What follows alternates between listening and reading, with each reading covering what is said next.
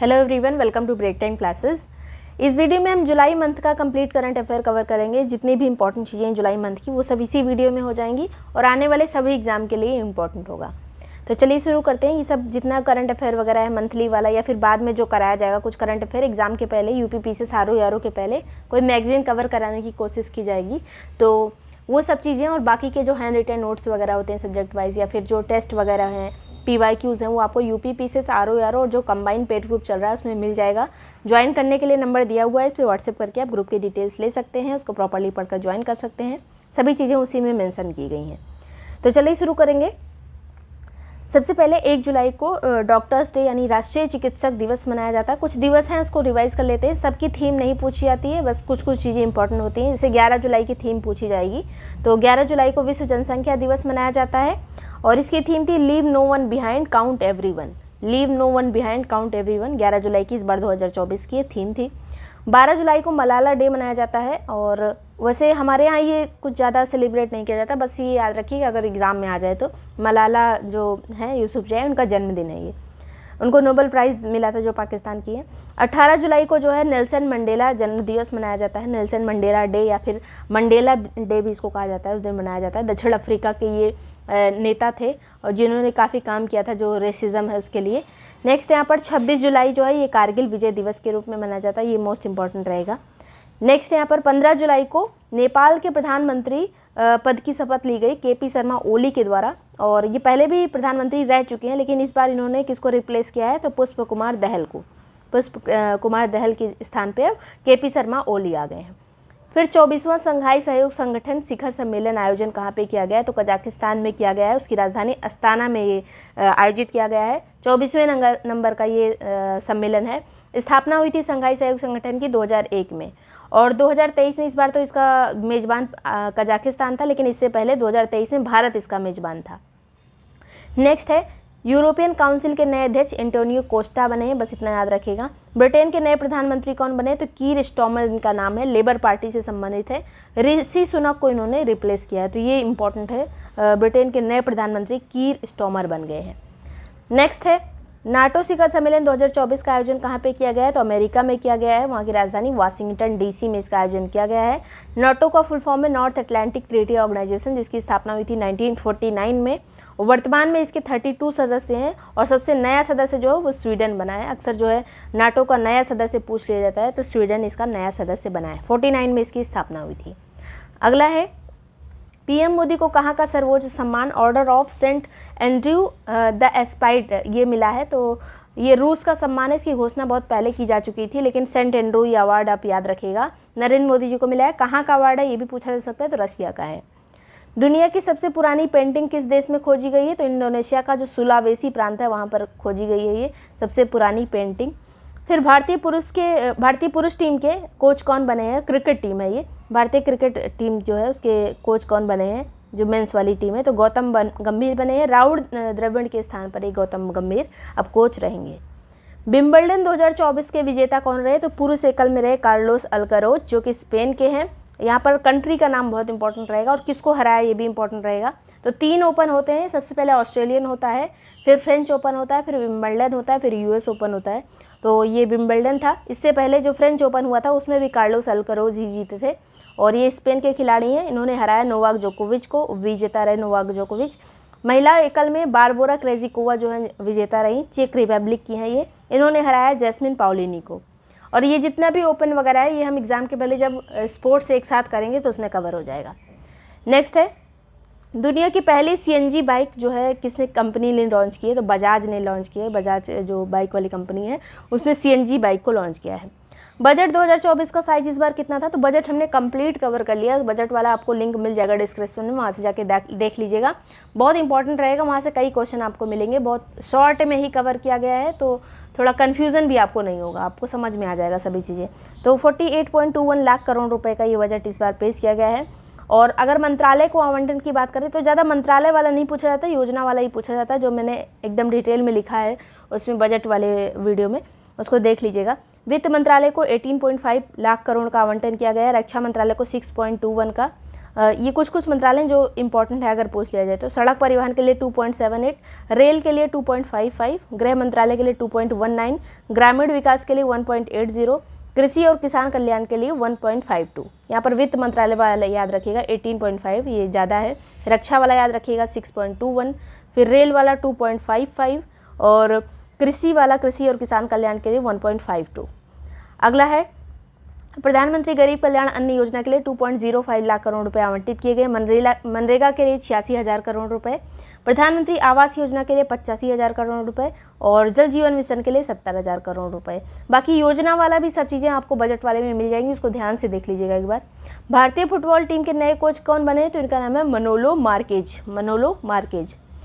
भारत की हरित हाइड्रोजन पहल को समर्थन देने के लिए $1.5 मिलियन के ऋण को मंजूरी दी है। किसने? तो विश्व बैंक ने मंजूरी दी है। पूछा जा सकता है कौन सी संस्था जो है हरित हाइड्रोजन पहल के लिए $1.5 बिलियन ऋण देगी? तो विश्व बैंक देगा।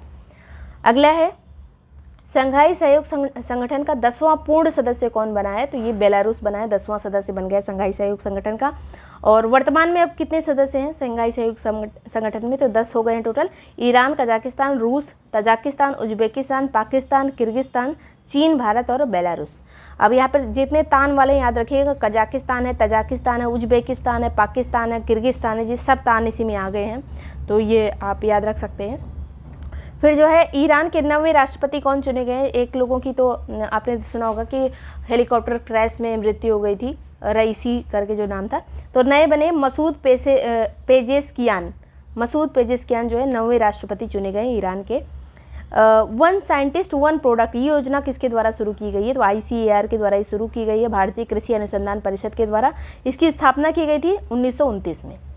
अगला है यूरो कप किसने जीता है? तो ये स्पेन ने जीता है इंग्लैंड को हराकर। यूरो कप 2024 का विजेता कौन है? तो ये स्पेन है, फुटबॉल का ये कप है। अगला है फिर रवांडा के राष्ट्रपति कौन बने? इंपॉर्टेंट क्वेश्चन रहेगा ये। तो पॉल कागामे बने रवांडा के नए राष्ट्रपति। राजधानी है यहाँ की रवांडा की किगाली। ये अफ्रीका कॉन्टिनेंट का एक है लैंडलॉक्ड कंट्री रवांडा। राजधानी याद रखिएगा किगाली, ज़्यादा इंपॉर्टेंट ये है। राष्ट्रपति कौन चुने गए हैं? तो पॉल कागामे चुने गए हैं, पहले भी रह चुके हैं। नेक्स्ट यहाँ पर 46वें विश्व धरोहर समिति की जो यूनेस्को की समिति है, इसकी 46वीं बैठक कहाँ पर आयोजित की गई? तो भारत में आयोजित की गई है, नई दिल्ली में। उपवन और हेरिटेज वन योजना कहाँ पे ये शुरू की गई है? तो उत्तर प्रदेश में उपवन और हेरिटेज वन योजना शुरू की गई है। अंतर्राष्ट्रीय ओलंपिक समिति के ओलंपिक ऑर्डर से सम्मानित किए जाने वाले दूसरे भारतीय कौन बने? तो अभिनव बिंद्रा बने हैं, ये दूसरे भारतीय। पहले इंदिरा गांधी को भी इससे सम्मानित किया जा चुका है ओलंपिक ऑर्डर से। अगला है टेनिस हॉल ऑफ फेम में जगह पाने वाले एशिया के पहले 2 खिलाड़ी कौन बने हैं? तो ये लिएंडर पेस और विजय अमृतराज बने हैं। तो टेनिस हॉल ऑफ फेम में इनको एशिया के पहले 2 खिलाड़ी हैं, ये तो भारत से संबंधित है ये। मलेशिया के 17वें सम्राट कौन बने? तो इनका नाम है यांगदी पर्तुआन। मानस हेल्पलाइन इसका संबंध किससे? तो नारकोटिक्स विभाग से, जो नशा वाले क्षेत्र से संबंधित है ये। तो मानस हेल्पलाइन का पूछा जा सकता है किस विभाग से है? तो नारकोटिक्स से। नेक्स्ट यहाँ पर खान क्वेस्ट सैन्य अभ्यास का आयोजन जो है ये कहाँ पे किया गया? तो उलान बटोर में किया गया है, मंगोलिया में। ये एक सैन्य अभ्यास है खान क्वेस्ट, और इसको जो है मंगोलिया आयोजित करता है। और इसमें कई सारे देश शामिल होते हैं, जैसे बहुपक्षीय जो अभ्यास होता है इस तरह का ये अभ्यास है, इसलिए इसमें कोई वो मेंशन नहीं किया गया है कि कौन कौन से देश इसमें शामिल हैं। नेक्स्ट है 33वें ग्रीष्मकालीन ओलंपिक खेलों का आयोजन जो है कब से कब तक किया जाएगा? ये ओलंपिक जब खत्म हो जाएगा तब इसके बारे में हम डिटेल से पढ़ेंगे। अभी इतना जान लीजिए कि 26 जुलाई से 11 अगस्त के बीच में आयोजित किया जा रहा है फ्रांस के पेरिस में आयोजित किया जा रहा है। 33वां ग्रीष्मकालीन ओलंपिक है ये। राष्ट्रपति द्रौपदी मुर्मू के 75 महत्वपूर्ण भाषणों का एक संकलन लॉन्च किया गया है, किस नाम से लॉन्च किया गया है? तो विंग्स टू आवर होप्स किसके भाषणों का संकलन है? तो राष्ट्रपति द्रौपदी मुर्मू के। IMF द्वारा 2024-25 में भारत की आर्थिक वृद्धि पूर्वानुमान को बढ़ाकर कितना कर दिया गया है? तो 7% कर दिया गया है। किसके द्वारा? ये IMF के द्वारा किया गया है। BSNL के नए अध्यक्ष और प्रबंध निदेशक कौन बने? तो इनका नाम है रॉबर्ट जेरॉर्ड रवि जो है BSNL के नए अध्यक्ष बने हैं। दिव्यांग विद्यार्थियों के लिए पूर्वी भारत का पहला विश्वविद्यालय कहाँ पर बना है? तो झारखंड में बना है। पहला वाला चित्रकूट में बना था, ये पूर्वी भारत का पहला है झारखंड में।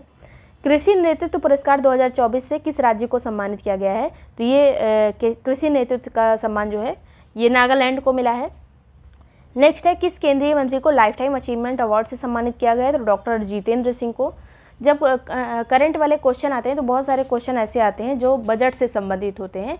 जो बजट वाले क्वेश्चन होते हैं उसमें ज़्यादा लाइन वाइज जो स्टेटमेंट वाइज क्वेश्चन ज़्यादा आते हैं। जो बजट वाले करंट रहते हैं या इकोनॉमिक्स से रिलेटेड जो करंट रहते हैं उसमें स्टेटमेंट वाइज क्वेश्चन ज़्यादा पूछे जाते हैं।